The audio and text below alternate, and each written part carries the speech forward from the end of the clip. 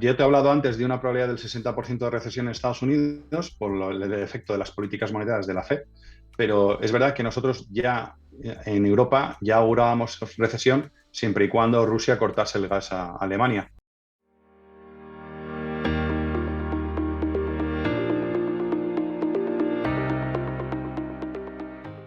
Aquí está con nosotros Óscar Esteban, como decía, de Fidelity. ¿Qué tal, Óscar? ¿Cómo estás? Muy bien, Héctor, muchas gracias por invitarnos.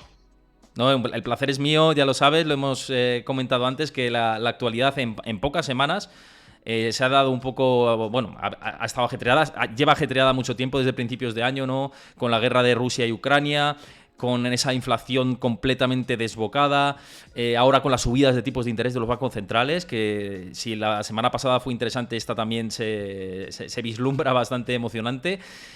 ¿Cómo lo estáis viviendo vosotros desde Fidelity todo esto? Porque configurar carteras también, igual de cara al cliente, hay que darle como más tranquilidad, ¿no? Entiendo, por esos ruidos de corto plazo. Ujú.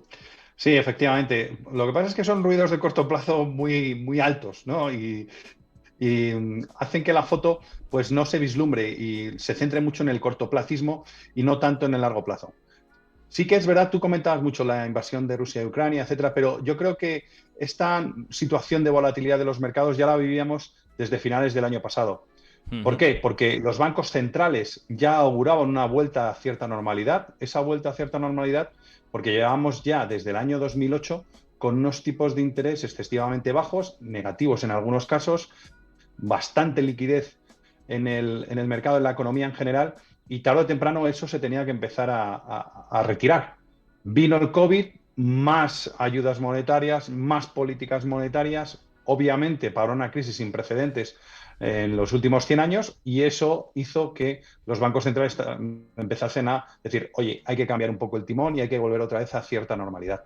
Y eso se vio reflejado en el último trimestre del año pasado, que ya empezamos a ver cómo el precio de los precios de los alimentos, el precio de las materias primas, etcétera, etcétera, empezaba a subir y veíamos unos datos de inflación que no estábamos acostumbrados porque llevábamos muchos años, insisto, en una época dorada de tipos de interés bajos, negativos, el dinero fácil, o no fácil, sino dinero gratis casi, y, por así decirlo, también una inflación que no era normal, porque lo que no es normal es tener una inflación cero o negativa. Y hemos vuelto a cierta normalidad de una forma muy abrupta. Todo ello también exacerbado por todo el tema relacionado con la crisis de Rusia y Ucrania, y eso está haciendo que obviamente los bancos centrales sean los que estén tomando el pulso y dando el paso a los mercados financieros. Y esa es un poco la visión que nosotros estamos teniendo. Y efectivamente, eso hace ver al inversor centrarse mucho en el corto plazo y dejar de lado el largo plazo, que es desde nuestro punto de vista lo que tiene que tener en cuenta el inversor. No, desde luego, yo creo que además la mayoría de gestoras está como posicionada en torno a este mensaje, y a mí sí que me resulta interesante, yo creo que a la audiencia que nos esté viendo, un poco saber si estáis pensando en preparar, en que nos deberíamos preparar inversores, profesionales, etcétera, contra lo peor, ¿no? Y lo peor me refiero no a vivir un 2008 ni nada de esto, porque ya está claro que sería como un escenario, un cisne negro, ¿no? Encontrarse un 2008 ahora. Pero sí como para tener incluso eso, una recesión técnica, como se está hablando ya dentro del mainstream, ¿no? De lo que es el mundo financiero. ¿Estáis barajando este escenario de cara a hay que posicionar las carteras siendo más cauteloso, teniendo más prudencia? Bueno, es que las carteras ya deberían estar posicionadas de forma cautelosa. ¿De acuerdo? ¿Por qué? Porque esta vuelta a la cierta normalidad monetaria implica que con el tema relacionado con la crisis de Rusia y Ucrania, pues está haciendo que haya un mayor efecto negativo desde el punto de vista de crecimiento económico. Nosotros auguramos una posible recesión en Estados Unidos, con unas probabilidades del 60% actualmente, derivado por el efecto Powell, porque la Fed, a pesar de todos los datos, etcétera, pues sigue R que R diciendo que va a subir mucho los tipos de interés. Y eso en un momento determinado podría causar lo que nosotros denominamos un efecto Volcker, la vuelta al volckerismo. Paul Volcker, como bien sabes, fue el presidente de la Fed allá en los años 70, que justo en la crisis del Yom Kippur, y eso lo que originaba fue la famosa crisis de Yom Kippur, una subida de precios del petróleo, subida de inflación, etcétera, y él, para combatir la inflación, subió los tipos de interés, subió los tipos de interés de una forma muy agresiva, y eso provocó una recesión en Estados Unidos. Pues nosotros lo que ya decíamos desde principios de año es, oye, si la Fed sube mucho los tipos de interés, podía provocar una recesión. Y su discurso todavía muy agresivo, por así decirlo, ¿no? Lo que denominan los anglosajones hawkish, ¿no? Muy halcón, de subida de tipos de interés, sí o sí, pues nos hace ver, y nuestras estimaciones anteriormente estaban en un 20, después 30, y ahora estamos en un 60% de probabilidades de posible recesión técnica en Estados Unidos si la Fed sigue subiendo tipos de interés o sigue con su política monetaria. También es verdad, Héctor, que una recesión técnica en un momento determinado también es lógico y normal. No se puede estar viviendo todo el rato de crecimientos positivos de forma continuada. Y los ciclos económicos tienen sus crecimientos al alza y también tienen sus periodos de recesión o desaceleración. Y esto es una realidad.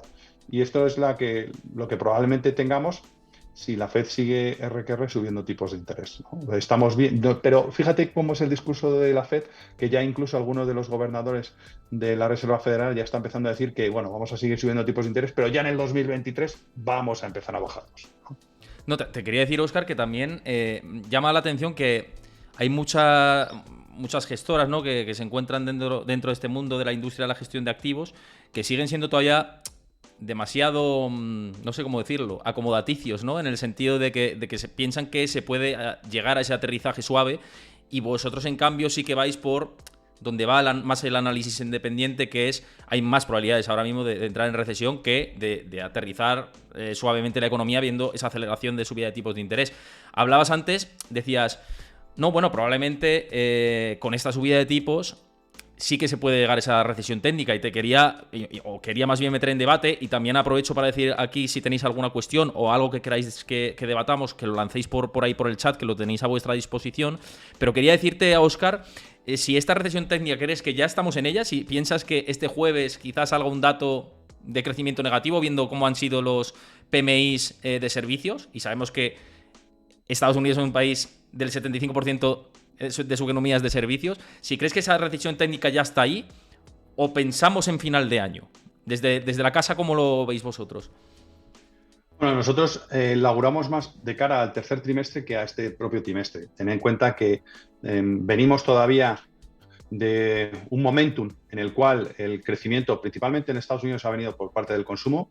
El consumidor americano sigue teniendo dinero en su bolsillo, lo está consumiendo, y eso está haciendo que la economía americana tenga los buenos datos que estamos viendo, pero es verdad que poco a poco estamos viendo o empezando a ver cómo eso se va a desinflar, y esos datos van a ir a peor.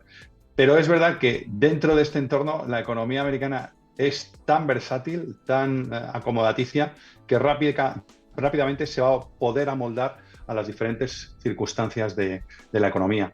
Y probablemente cuando el discurso de la Fed tenga que cambiar, porque va a cambiar desde nuestro punto de vista, pues eso haga que los mercados se lo tomen de una forma mucho más complaciente que lo que hasta ahora se lo están tomando. Pero sí, que duda cabe que nosotros la recesión probablemente, si llegase, insisto, estamos dándole un 60% de probabilidades, no un 100%, un 60% de probabilidades. ¿De acuerdo? Podría ser, empezaríamos a ver datos en el cuarto trimestre. No, además que, para que lo pueda entender todo el mundo, que sencillamente la economía son probabilidades, no hay certezas absolutas. Incluso puede haber algo que dé la vuelta cuando algo es muy, muy probable, y haya algo que sea más propio de un acto de fe que otra cosa, ¿no? Pero suele pasar, a veces pasa, ¿no? En la economía, igual que hay cisnes negros que son los eventos inesperados, también pasa al contrario, pero que ya son probabilidades que van más del 50%, como bien decías, antes venían del 30%. Y con este esquema quería también ver, y hablando de previsiones macro, hay mucha gente que está preocupada por la inflación, inversores profesionales que se dedican día a día a operar, particulares también. ¿Vosotros qué estáis manejando de pico de inflación, tanto en Estados Unidos como aquí en Europa, que estamos todos preocupados con esta situación de incremento de precios? Si llega la crisis también, igual esto se acelera, pero vosotros ¿cómo lo estáis viendo? Bueno, nosotros lo que veremos, realmente para que llegue la recesión o para que estemos hablando de recesión es una ralentización económica. Y una ralentización económica se da principalmente en los países desarrollados cuando se para el consumo, cuando se para esa demanda, ¿no? Y esa demanda, ¿cómo se puede parar? Por este alza de precios que estamos viendo. Cómo la gente se está preocupando más, oye, de ver que, oye, que no llego a fin de mes, que me falta para pagar una cosa u otra, ¿no? Y es así como la economía empieza a contraerse. Nosotros desde un punto de vista de temas de inflación, nosotros vemos que estamos cercanos al pico máximo de inflación. De hecho, si te das cuenta, en las expectativas de inflación a 5 años en Estados Unidos ya está otra vez en la Están senda cayendo. del 2%. Es decir, Sí. que están cayendo y han caído de una forma muy abrupta. Con lo cual, ¿eso qué significa? Eso significa que, obviamente, estas pláticas o estos diálogos o estos comentarios por parte de la Fed y por parte del Banco Central Europeo están teniendo su efecto. Fíjate, han dicho mucho y todavía no han actuado tanto. Y de tanto que han dicho las cosas, pues eso se lo ha tomado el mercado y ha hecho que el mercado y la economía en general poco a poco empiece a ralentizar su demanda, empiece a contraer su demanda. Y eso está haciendo que los precios de la inflación poco a poco vayamos a ver un pico máximo. Nosotros creemos que estamos cerca de ese pico máximo, más en Estados Unidos que en Europa, pero Sí. también en Europa también estamos en esos picos máximos y ya vamos a empezar a ver cierta ralentización, insisto, porque está empezando a haber una menor demanda de esos productos, de esas materias primas. Vemos cómo los precios de las materias primas están cayendo. Muchas materias primas en tan solo un mes han caído un 20%. Y eso es una realidad. El precio del petróleo está por debajo de los 100. Y eso es otra realidad, ¿no? Cosa que antes, hace a menos de un mes, estaba por encima y muy, muy alto, ¿no? Pero eso todo nos hace prever que la inflación esté llegando a su pico y empezamos a ver una inflación mucho más mesurada. Y sí, también otra cosa importante, era lógico y es lógico que tengamos inflación. Lo que no es lógico es que antes del COVID no teníamos nada de inflación y teníamos incluso deflación. Y eso, deflación tampoco es buena para el mercado. Lo que es bueno para la economía es una inflación controlada, pero al fin y al cabo inflación. Y en unos entornos en los inflacionistas de un 2 hasta un 4% en Estados Unidos históricamente ha sido un entorno en los cuales los activos de riesgo, la renta variable, se ha comportado bien. Ya cuando ves unos entornos inflacionistas superiores al 4%, es cuando tienes comportamientos negativos también en la renta variable. Y ahora vamos a ir también con ideas y centrarlo también en Europa, perspectivas y demás, porque creo que está siendo bastante dinámico e interesante todo lo que estás comentando. Pero dejaban por aquí una pregunta que dicen, si se producen subidas de tipos agresivas se puede provocar recesión, pero si no se hace, ¿la puede provocar la propia inflación? ¿No es así? Preguntan por aquí. Bueno, sí, también, es verdad, la propia inflación, efectivamente, pero el pez que se muerde la cola, ¿no? En un momento determinado, ¿no? Sí, la También es verdad que un verdad. poco. Claro, sí, sí, sí. Porque, claro, la, la política monetaria ortodoxa que todos hemos vivido es que, oye, cuando hay un efecto inflacionista, tú lo que tienes que hacer es subir tipos de interés para tratar de frenarlo, ¿no? Y eso en un momento determinado, si subes tanto los tipos, puedes provocar lo que quieres provocar con eso es parar ese exceso de demanda, controlarla y que ese exceso de demanda empiece a caer. Pero si lo subes demasiado, lo que puedes provocar es esa recesión, ¿no? Es el pez que se muerde la cola. Y es lógico, normal, si tuviésemos una inflación mucho mayor, al final lo que provocarías es un shock de la demanda porque la gente empezaría a dejar de consumir, ¿no? Entonces, por un lado, por otro, es verdad que puedes tener el mismo efecto que es una recesión. Insisto, es que llevamos una época en la cual no hemos tenido inflación, que eso es Que es lo algo anómalo. extraordinario, es lo Exactamente. anómalo. Y era Mm. lógico y normal que por una forma u otra empezamos a tener inflación. Sí es verdad que esto se ha visto exacerbado por todo el tema relacionado con la crisis de Rusia y Ucrania, pero no solo es eso. Anteriormente, veíamos cómo la inflación empezaba a subir. También hemos tenido unos shocks de oferta muy importantes por todo el tema relacionado con la crisis del COVID, el confinamiento de todo el mundo. Y eso ha provocado que las cadenas de suministro se cortasen. Cuando la gente volvió otra vez a la normalidad y volvió otra vez a consumir, pues eso había provocado un shock en esa oferta porque no se estaba produciendo a los mismos niveles que anteriormente. Y tú tenías cada vez un auge mayor en la demanda que no podías cubrir con la oferta que tenías. Y eso provocaba también un incremento en los precios. Pero sí, es verdad que la situación obviamente no es no era la más óptima desde el punto de vista macroeconómico, pero es que al fin y al cabo teníamos que vivirla, porque lo que no era lógico y normal era vivir con un entorno en el cual no hubiese inflación. Lo que también puede presionar los precios al alza y tenemos aquí un dilema muy importante. Es verdad lo que estás diciendo, materias primas, el petróleo por debajo de 100, que los problemas de las cadenas de suministro se van solucionando, afortunadamente, pero luego gran parte del componente de esta inflación es energético, eso es indudable y efectivamente está muy relacionado con el petróleo y con el precio del gas. Y dentro del precio del gas tenemos aquí en Europa este problema con el suministro por parte de Rusia hacia Europa.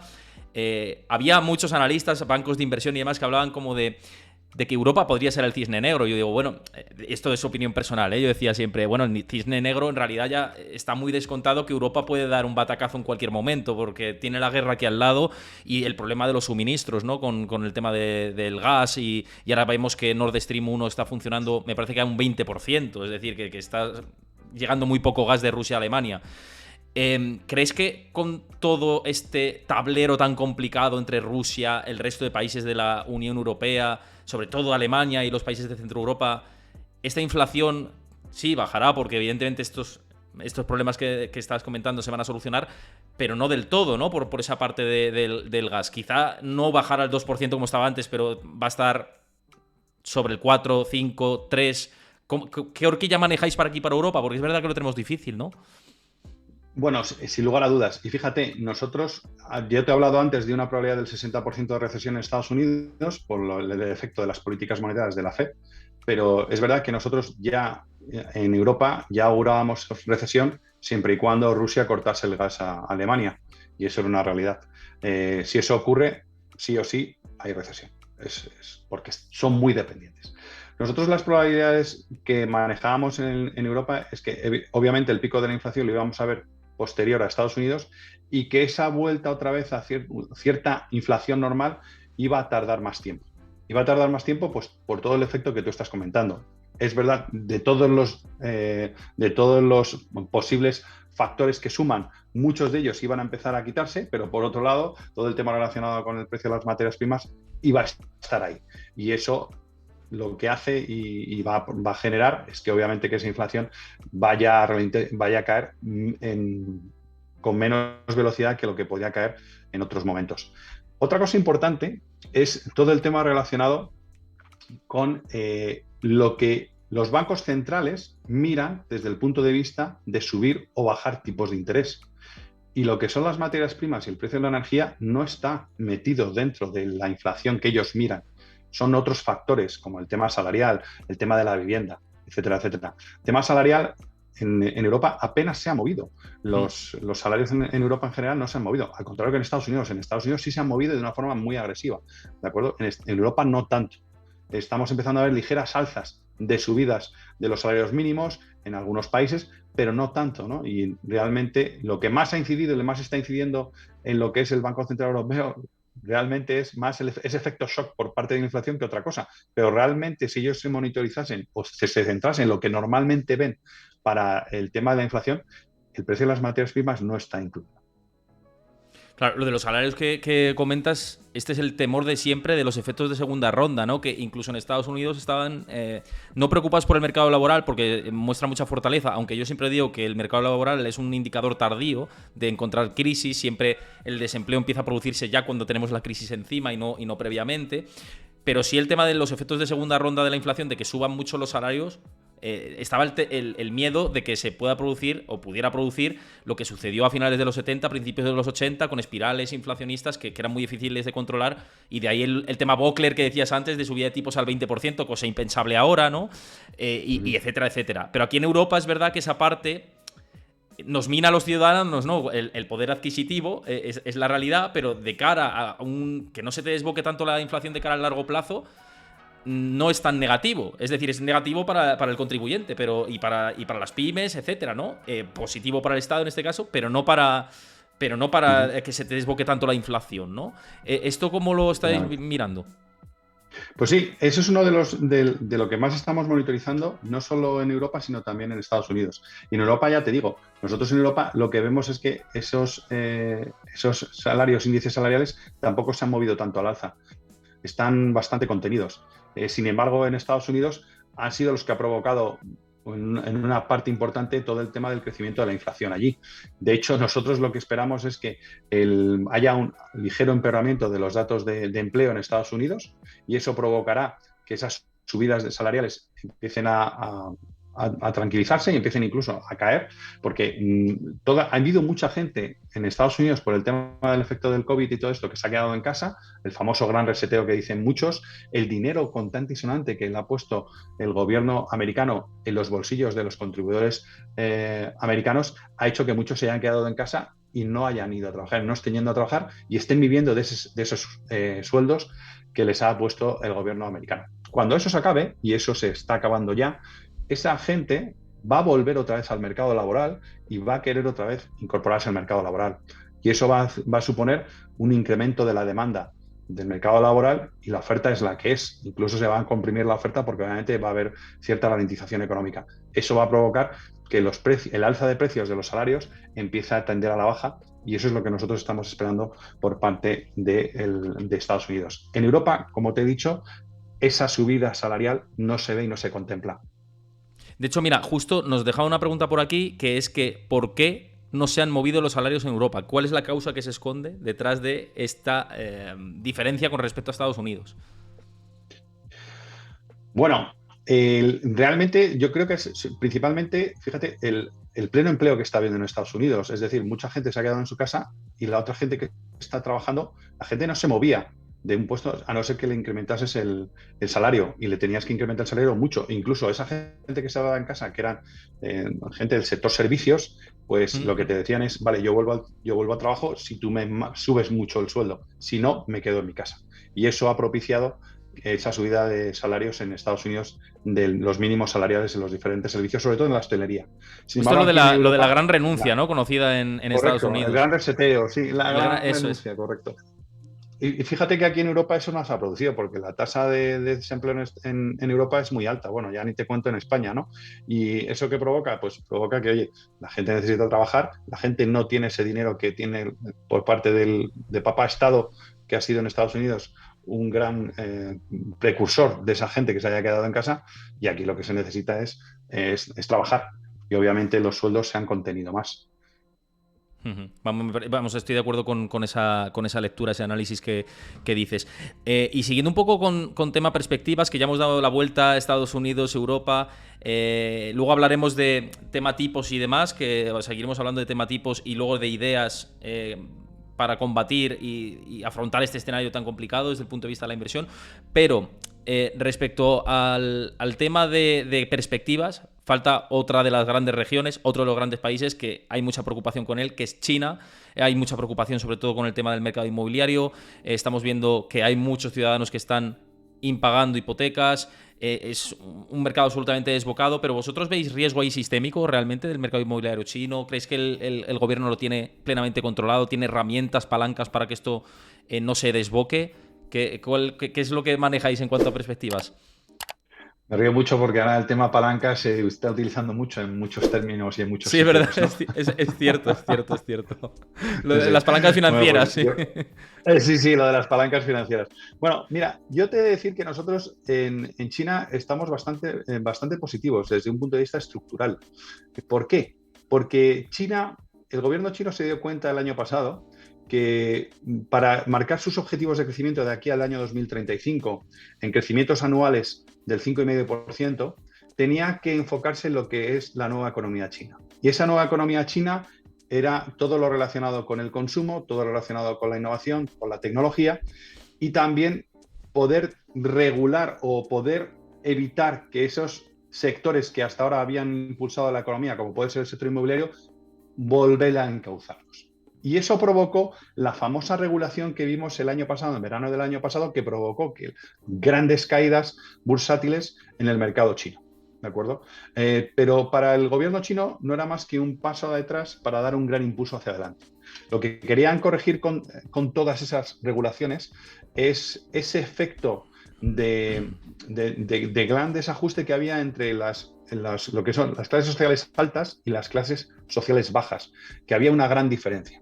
Y si querían crecer a tasas del 5,5%, ese crecimiento debería expandirse en todos los tipos de clases sociales. Y eso es lo que el gobierno chino hizo con la nueva regulación, que se enfocó en el tema inmobiliario, se enfocó en el tema sanitario, se enfocó en el tema regulatorio.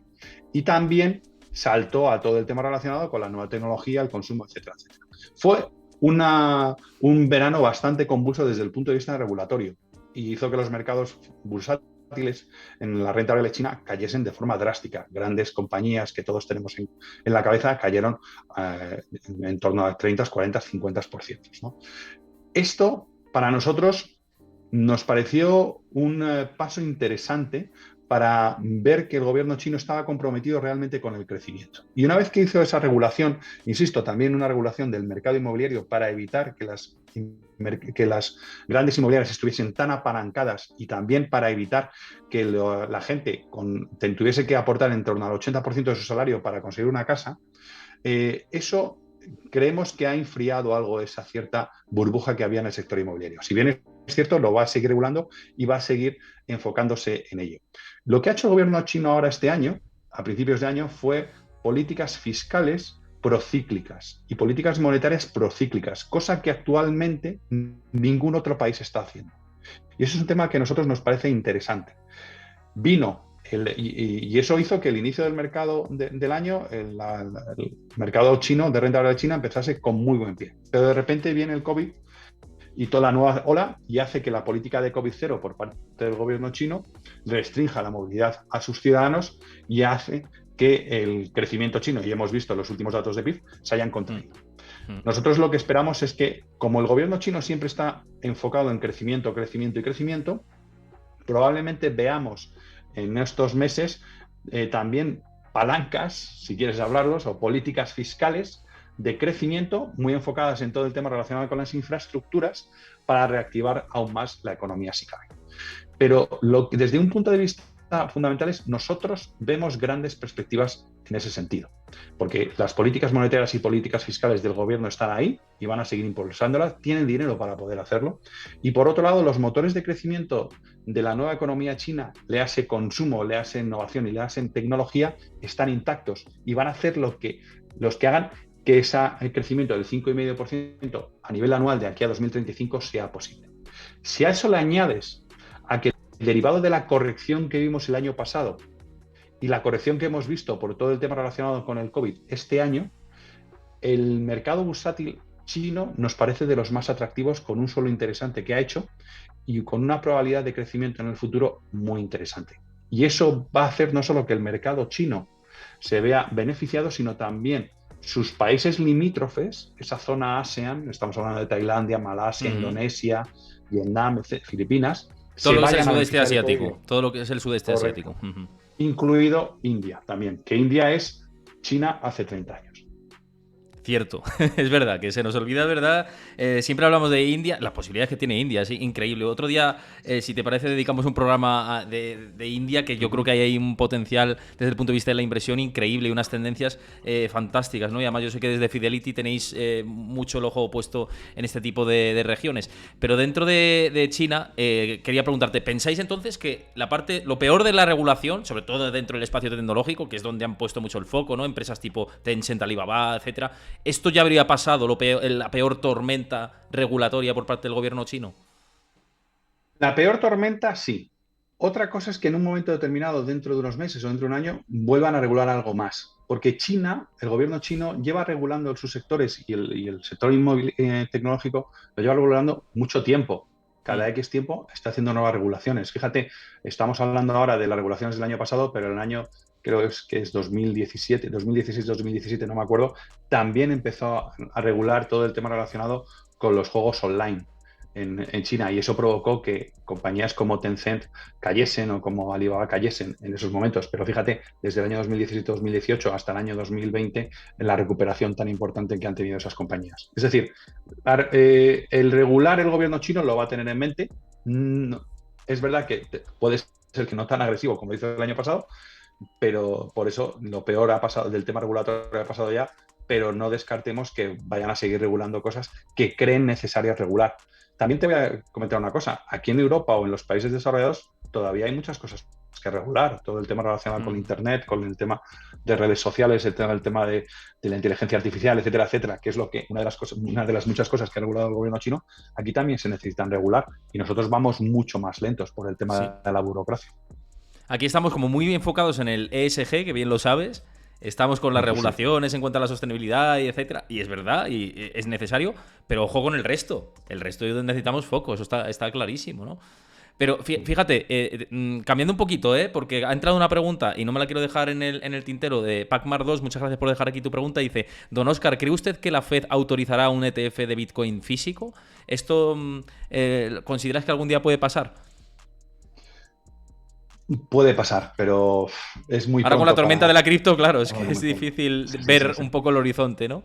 Es muy difícil, sí. Lo que sí que es verdad que todo el tema relacionado con las criptos y el tema del blockchain, nosotros creemos que es una tecnología muy interesante que hay que monitorizar, que te abre unas puertas muy, muy interesantes a un nuevo mundo y a una nueva forma de ver la economía en general, porque esto va a afectar a toda la economía. Pero ya cuando hablamos de inversiones, cuando buscamos todo el tema relacionado con las bitcoins y todo esto, yo creo que nosotros creemos que se necesita una regulación para todo, para saber cuáles son las reglas del juego, cómo y por dónde ir, qué hacer y qué no hacer, que haya una instancia reguladora en todo ello para poder tener un mercado y evitar lo que estamos viendo actualmente.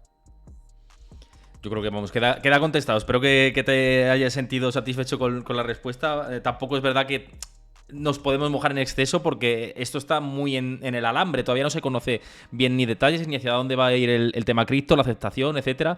Probablemente lo que dices tú, con todo el potencial que tiene detrás, estoy de acuerdo, ¿no? Que esto va a ir evolucionando positivamente, pero hay que ver hacia dónde va la regulación y un largo etcétera, ¿no? Por esta parte.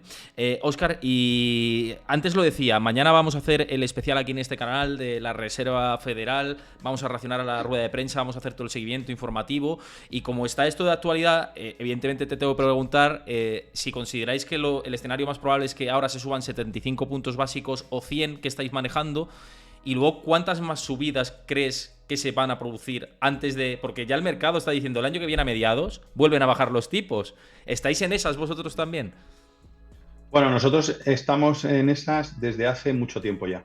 Desde el inicio de esa comentarios halcón que el señor Powell estableció, nosotros estábamos diciendo que la Fed no podía subir tanto los tipos de interés como estaban marcando las curvas.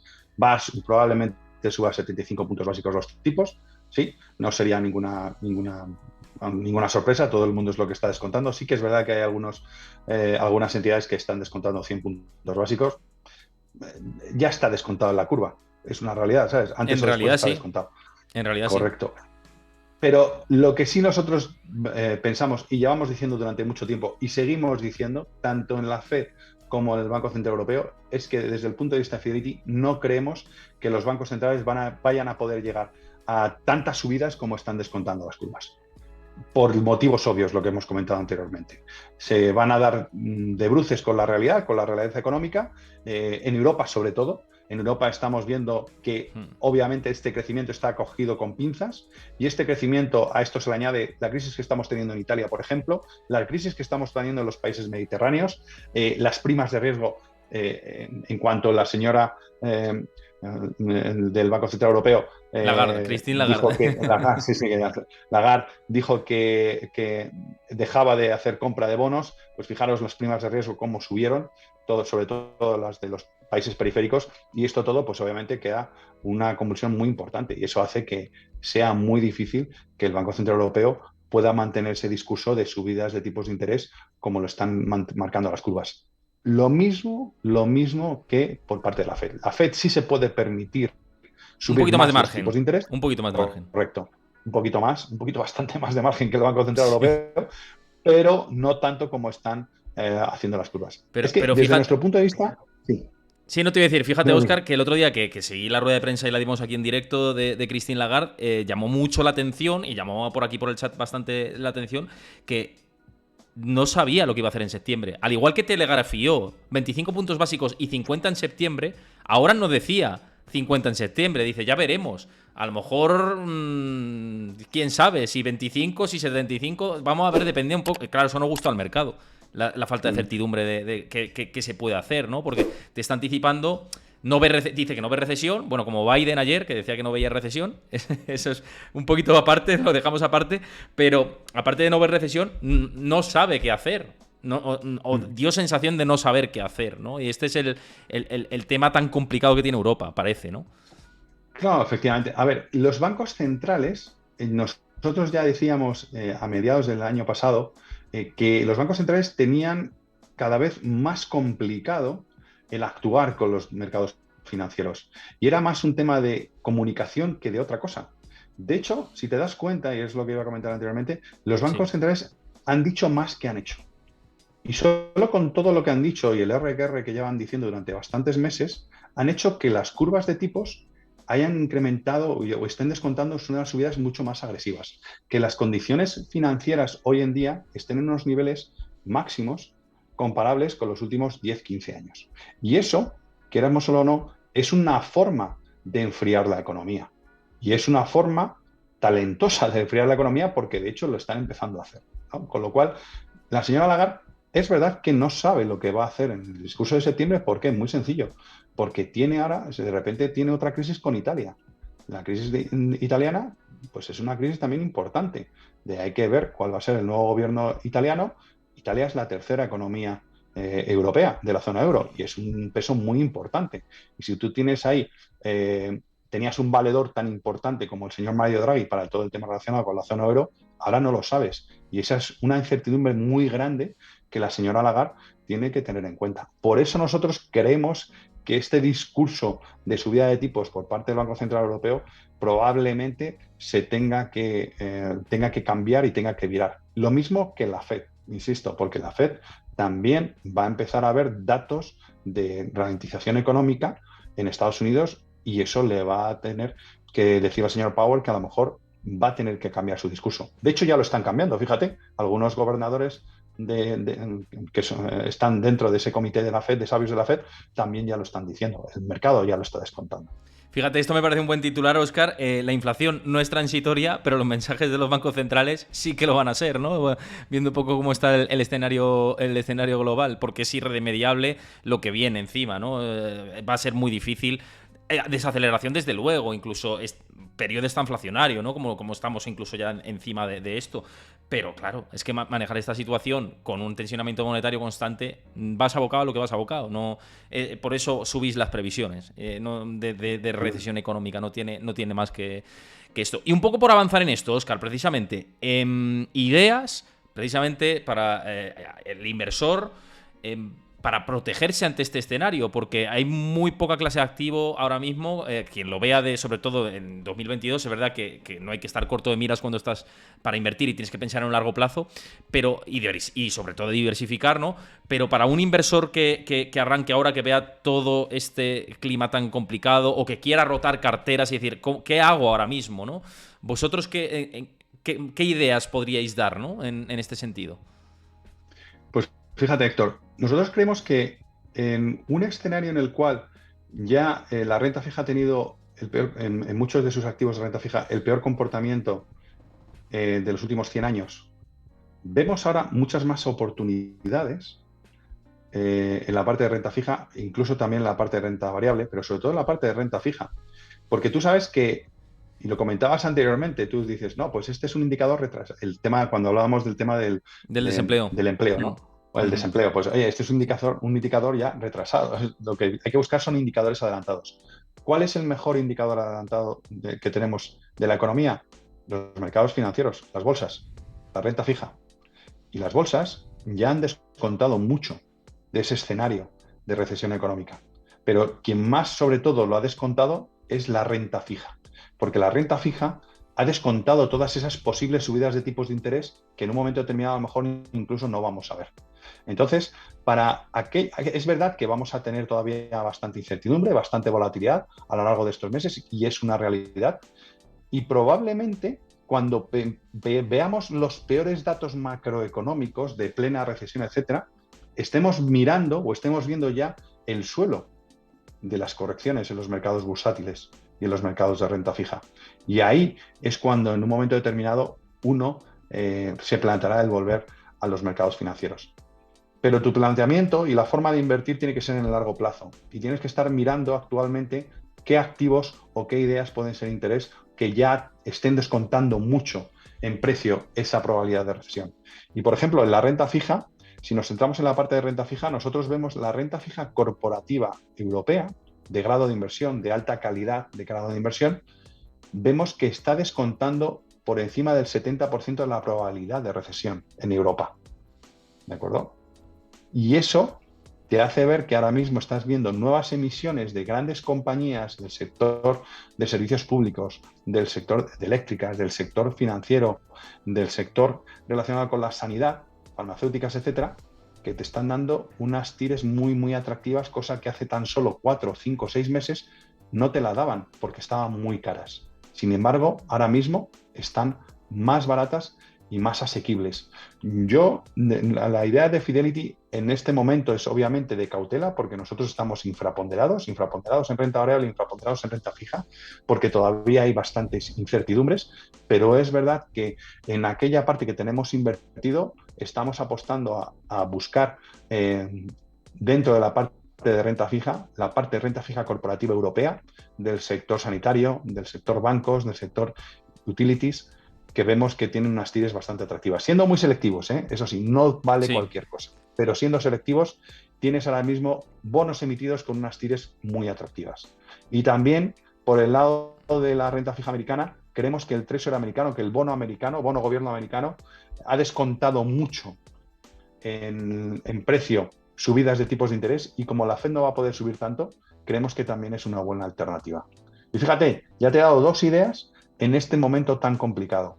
Realmente sí. Siempre el radar tiene que estar activo y siempre hay posibilidades, ¿no? Correcto. Es verdad que aquellos que hayan sido inversores conservadores, que hayan tenido posiciones en renta fija este año, han sufrido mucho. Es una realidad. Nadie puede decir lo contrario.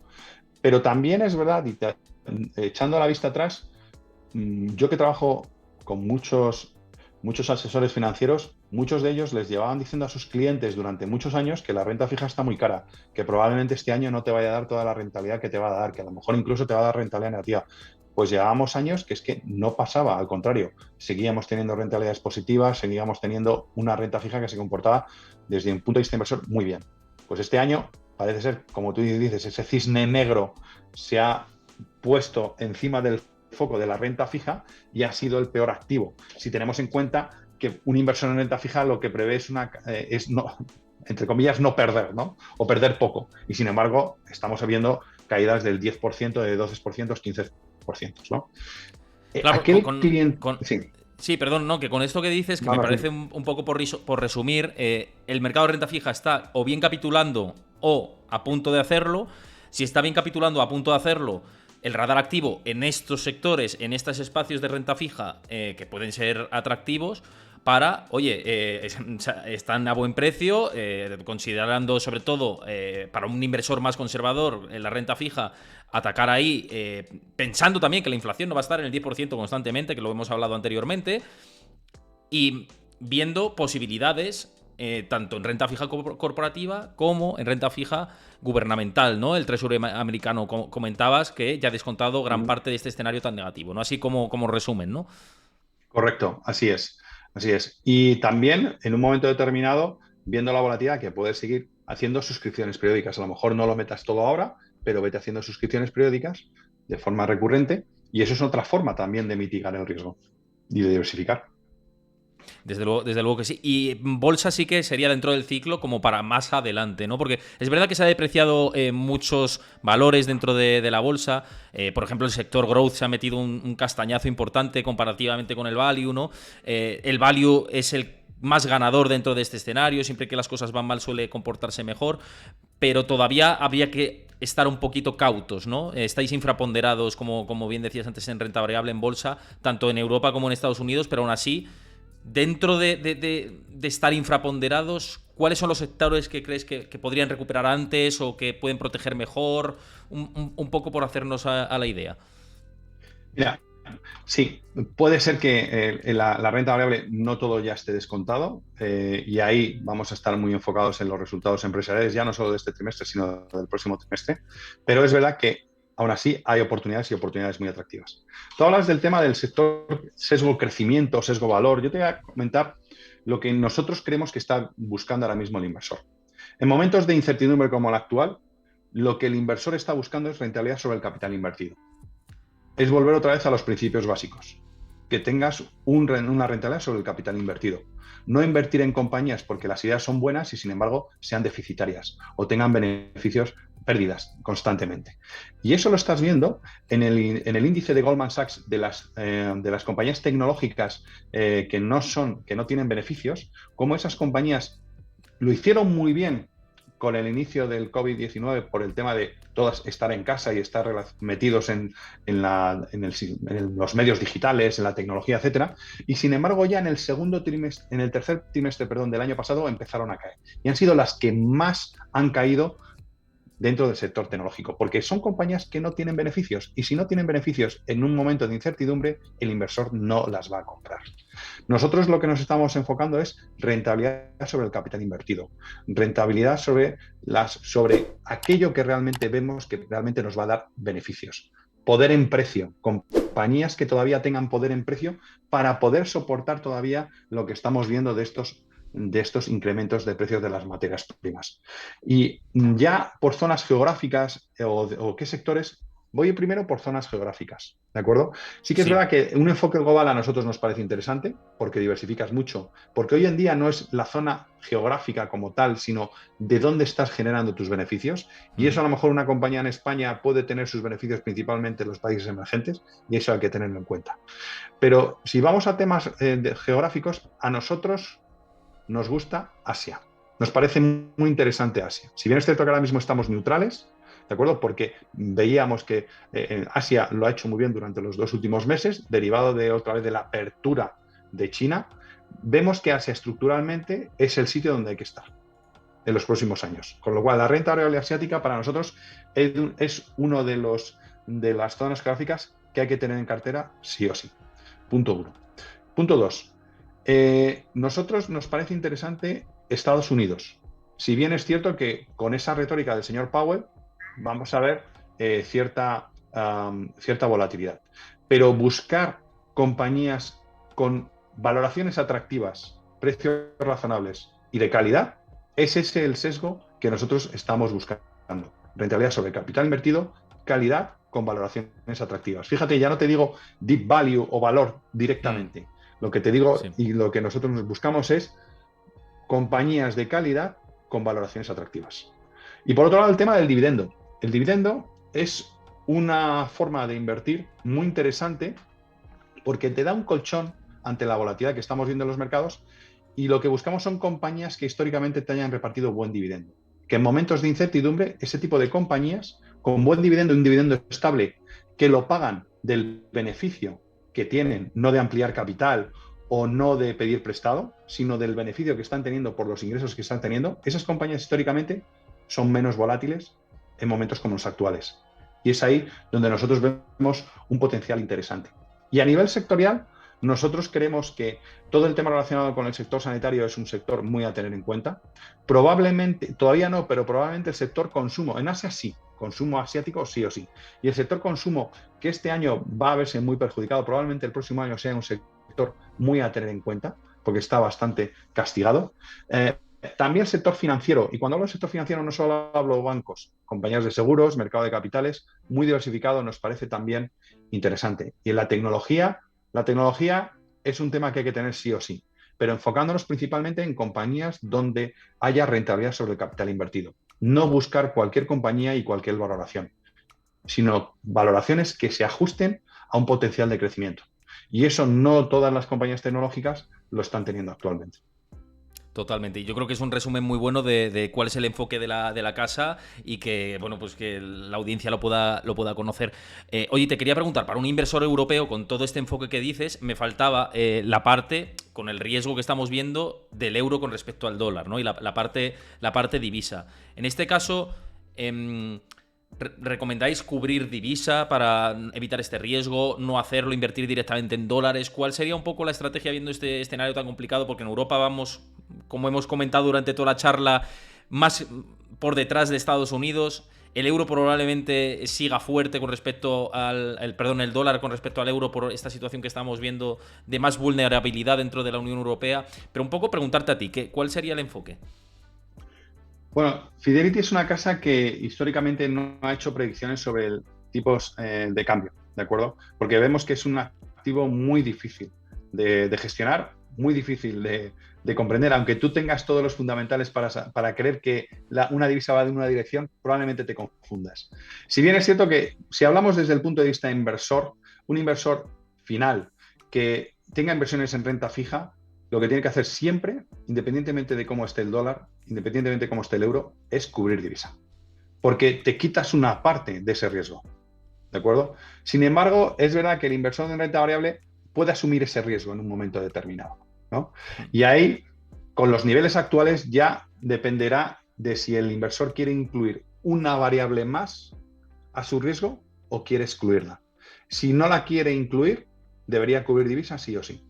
Pero si no le importa y lo quiere mantener en el largo plazo, lo que un año te da la divisa, al año siguiente te lo quita y viceversa. Con lo cual, en una visión de inversión de 3-5 años, en renta variable, no tener la divisa cubierta tampoco debería ser tan negativo o tan beneficioso, sino al final estarías lo que sumas por un año, lo restas por otro y al final se te queda en igualdad de condiciones y te enfocas principalmente en lo que importa, que es la rentabilidad de las compañías. Pues yo creo que queda todo esto bastante claro. La verdad que me ha parecido muy interesante. Si tenéis alguna cuestión, algún otro tema que queráis que debatamos por aquí, nosotros encantados. Quiero aprovechar este momento para dar las gracias a Jocamape, a MojiCR, Oreitru por seguir el canal durante todo este tiempo. A los que habéis saludado por aquí, estaba bastante pendiente de lo que estábamos hablando con Óscar y no he podido leeros detenidamente por aquí por el chat, pero sí que he visto que habéis escrito, que habéis debatido, así que muchas gracias como siempre por participar. Lo dicho, Óscar, de verdad que ha sido un placer tenerte por aquí. Esta es tu casa, ya lo sabes, y que ha sido una masterclass, como estaba diciendo por aquí Chris por el chat, que ha sido a gusto, así que yo encantadísimo de la vida también de poder escucharte. Pues Héctor, muchas gracias y muchas gracias a todos que estaban conectados y que les ha parecido interesante. Eso se trata, ¿no? El poder acercar la visión de una casa como Fidelity a toda la comunidad financiera y que sirva y que sea de utilidad. Y en eso estamos. Eso Yo es. encantado de Eso. volver cuando lo creáis conveniente.